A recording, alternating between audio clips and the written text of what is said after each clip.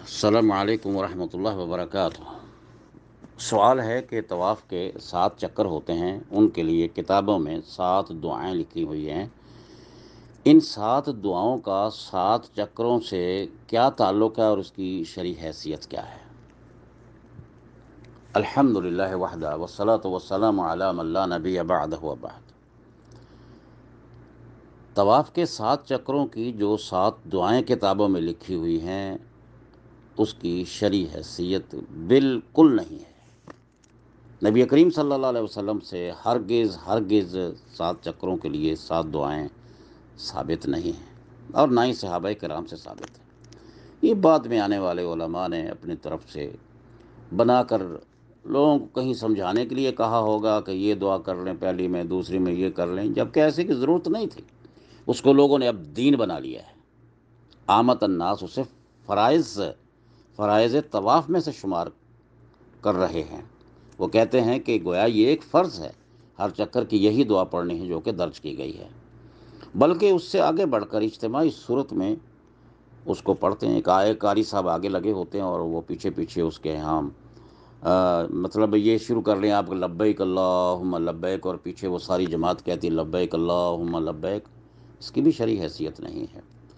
اور بعض دفعہ وہ بیچارہ کچھ اور کر رہا ہوتا ہے پیچھے، جو کہ لوگ ان پڑھ ہوتے ہیں، عربی سے ناواقف ہوتے ہیں، وہ کچھ اور ہی بیان کرتے ہیں، اس کے مفہوم اور معانی سے بھی بالکل بے خبر ہوتے ہیں، بلکہ بعض دفعہ ایسے کلمات بول دیتے ہیں جن کے معنی بالکل درست نہیں ہوتے۔ یہ تو وہ وقت ہوتا ہے کہ اس میں تو حاضری دل کے ساتھ جی بھر کے مانگنے کا وہ وقت ہوتا ہے۔ تو بھائی اپنی زبان میں دعائیں کیجئے۔ 7 دعائیں اگر ثابت ہوتی تو ہم اس کا ذکر کر دیتے، اور جب یہ اجتماعی صورت میں بیان کرتے ہیں تو یہ دوسرے لوگوں کی جو عبادت ہے اس کے اندر خلل بھی پیدا ہوتا ہے۔ اس لیے شیخ فوزان حافظہ اللہ تعالی عنہ نے تو اس کو سختی سے منع کرنے کے لیے ارشاد فرمایا ہے، تو ایسا نہیں کرنا چاہیے۔ اور اس سلسلے میں اپنی طرف سے یہ اضافہ کرتا ہوں کہ یاد رکھیں، طواف بیت اللہ جو ہے نا، یہ دیوانوں کی طرح کسی گھر کا چکر لگانا، اس سے بڑی بندگی کیا ہے؟ کسی بھی اور گھر کا چکر لگائیں گے لوگ آپ کو پاگل کہیں گے، اور یہاں پر چکر لگائیں گے تو عین عبادت ہے، اللہ کی خوشنودی حاصل کرنے کے لیے ہے۔ بیت اللہ کی طرف نظر کرنا، محبت پیار سے دیکھنا طواف کے دوران، بیت اللہ کو آپ اپنے بائیں طرف کر کے جب چکر لگا رہے ہوتے ہیں، اس سے پیاری بندگی کیا ہے؟